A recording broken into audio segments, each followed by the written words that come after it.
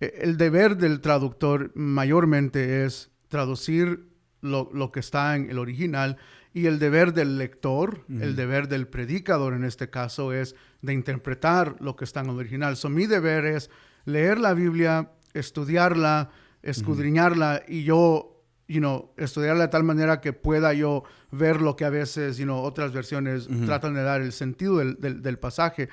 Pero yo creo que eso es más deber del que está leyendo, y el que está, especialmente el que está predicando, debe dar el sentido del pasaje más que el trabajo de un traductor. En esta nueva serie de podcast va a ser para mucha ayuda para muchas de las familias de la iglesia, porque casi, bueno, no siempre, pero hay muchas personas que preguntan, hey, ¿qué versión de la Biblia estás leyendo? Y también gente nueva que está viniendo a la iglesia que quiere saber cómo leer la Biblia. A veces ya me ha topado en estos últimos 2 meses que me enseñan su Biblia y es una Biblia católica. Entonces me dicen, hey, esto la puedo usar esta. Entonces, para estos episodios vamos a estar hablando de cómo estudiar la Biblia. Y específicamente en vamos a estar estudiando las versiones, o sea, para que la gente entienda, hay diferencias, por qué hay diferencias y algunos aspectos metodológicos que podemos hablar para ampliar el panorama de las personas cuando se trata de las versiones. Aquí tengo varias versiones populares en español. No tengo la de la nueva versión internacional en español. Estaba buscando una, pero no la encontré. Pero tengo aquí la nueva traducción viviente. Tengo aquí la Biblia de las Américas. Tengo aquí la estándar, que es la Reina Valera 60. Y la que nosotros usamos cuando predicamos, la nueva Biblia de las Américas. Son diferentes traducciones, versiones del texto. Todas son la Biblia. Nunca diríamos, no, pues esa no sirve, esa tampoco. Pero hay diferencias y hay que hablar un poquito de eso. No sé si nos puedes ampliar un poco el panorama metodológico en por qué hay diferencias. Cuando hablamos de traducción, históricamente hay 2, aunque hoy en día existen 3, pero básicamente las 2 escuelas, una se llama literal o formal, es un método literal o formal. Básicamente se enfocan más en traducir la Biblia palabra por palabra la estructura del lenguaje, como el hebreo y el griego tienen su estructura. Tratan de mantener el contexto original en cuanto a la estructura del lenguaje. A diferencia, la otra postura que se llama dinámica, o en inglés diríamos free, un poco más abierta a la traducción, se enfoca más en cómo la audiencia lo va a recibir, cómo la audiencia aún a veces lo va a comprender.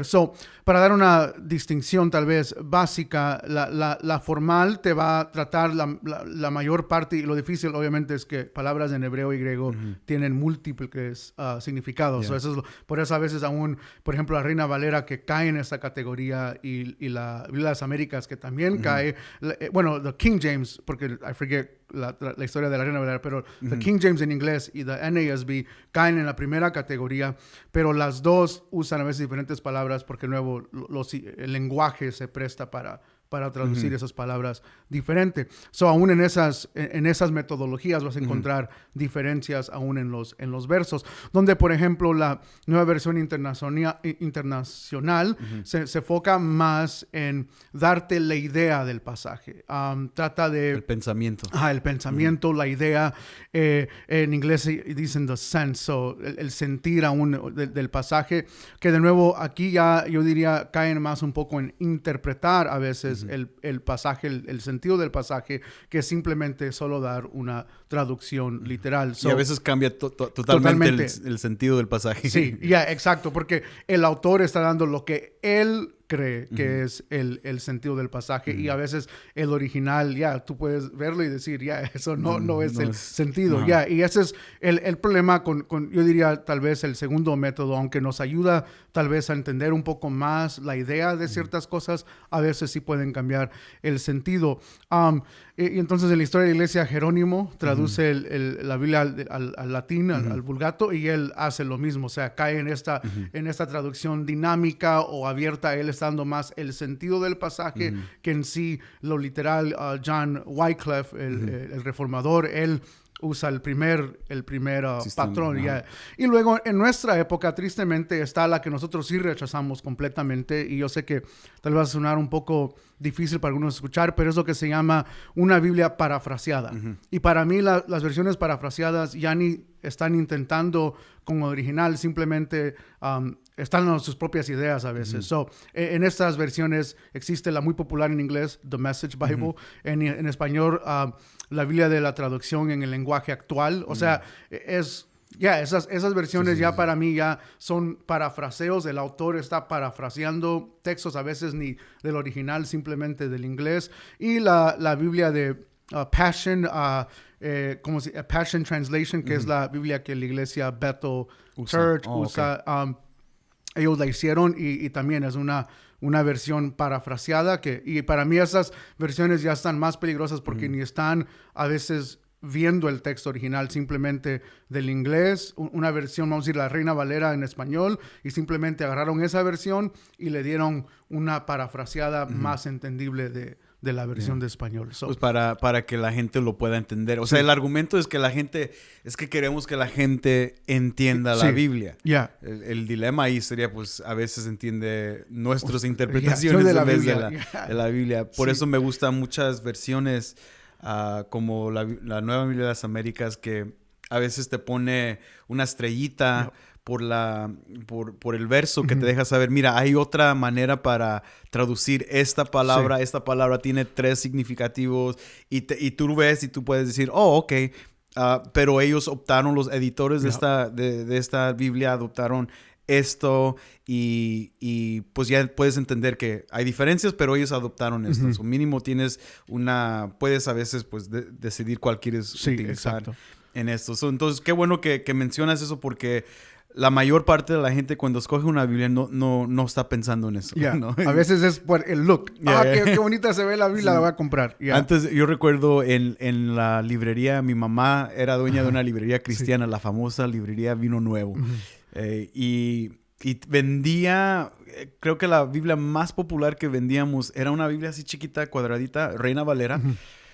Pero nadie sabía que era Reina Valera, pero era en forma de mezclilla, pantalón de mezclilla. Entonces enfrente tenía como el packet del pantalón de mezclilla. Y ordenábamos como al mes 200 de esas Biblias porque todos querían la Biblia de la mezclilla. Y dije, wow, pues ¿qué tiene esta Biblia? Pero les gustó en vez de realmente querer entender por qué le gustó la traducción. Y en inglés hay muchas versiones. Una de las razones que en inglés hay muchas versiones, no sé exactamente por qué, pero los de español están avanzando mucho en esto. Y, por ejemplo, esta nueva versión, Nueva Biblia de las Américas, cual nosotros usamos aquí, es mucho mejor para mí. Especialmente siendo gringo, como muchos dicen, con el nopal en la frente, creciendo aquí, creado en los Estados Unidos, y para mí utilizar terminología español anticuada, viejita, y luego aún usar las famosas vos y sois y vosotros. Muy difícil para muchos de nuestra generación adoptar.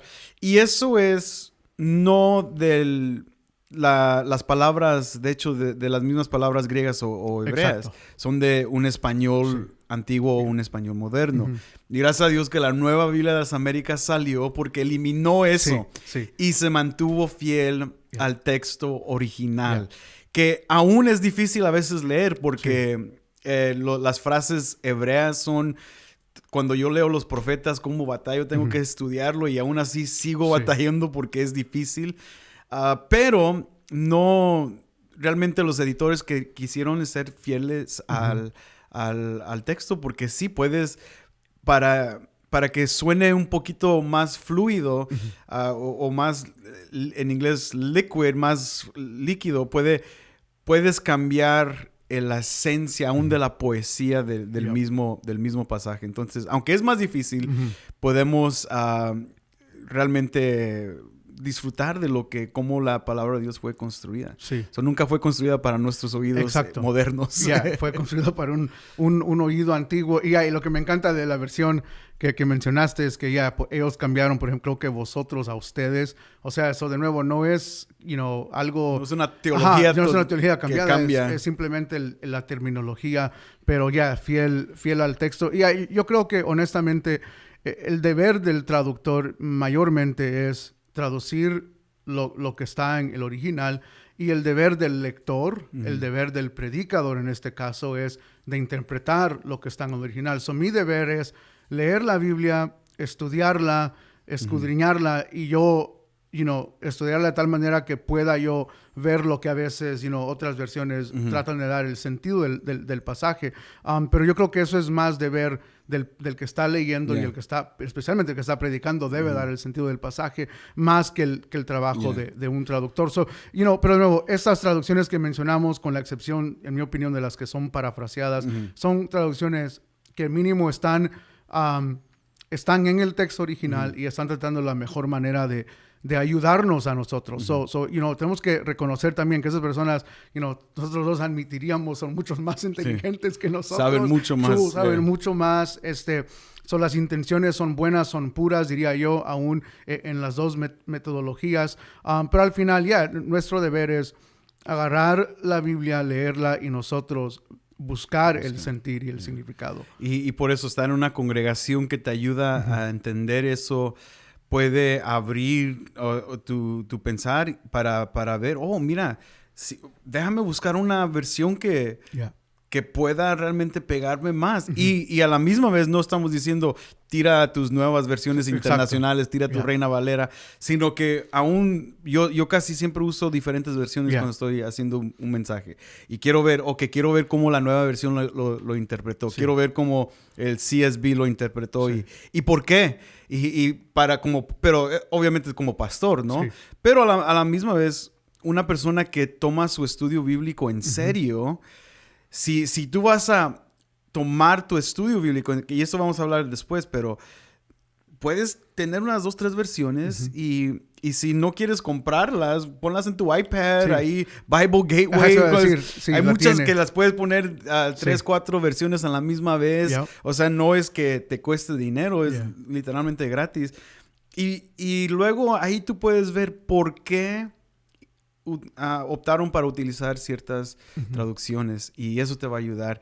A la misma vez creo que cada persona, si tú notas que tu versión, estás yendo a una congregación y has estado ahí 2, 3 años, y tú notas que tu versión es muy diferente de la que casi siempre utiliza el pastor, o cuando ponen versículos en la pantalla o lo que sea, pregunta, pastor, ¿qué versión están usando? Porque si eso es lo que vas a estar escuchando todos los domingos, te beneficiaría mínimo tener una versión de las que ellos usan. Y saber por qué también. Exacto. Oye, ¿por qué optó para esto? Y puedes, ahí el pastor mismo te puede decir, no, mira, nosotros no usamos la nueva versión de las Américas, nosotros nos mantenemos firmes a la Reina Valera. ¿Y por qué? Eso es bueno a saber. ¿Conoces un poco la historia de la Reina Valera? No, tengo como mínima idea, pero para no cometer un error prefiero no decirlo porque sé que tú sí la conoces. Es bello, la Reina Valera es una de las pocas Biblias que realmente iniciaron desde el siglo XVI. Okay. Y tiene muchas ediciones hasta la fecha. Pero es bueno que la gente hispana que escuche esto, que pueda saber que su Biblia, y es la más vendida, la más popular, al igual que el King James. Pero lo que me fascina de la Reina Valera es que salió 9 años antes de la King James. King James sale en 1611, la Reina Valera sale en 1603. 2, perdón.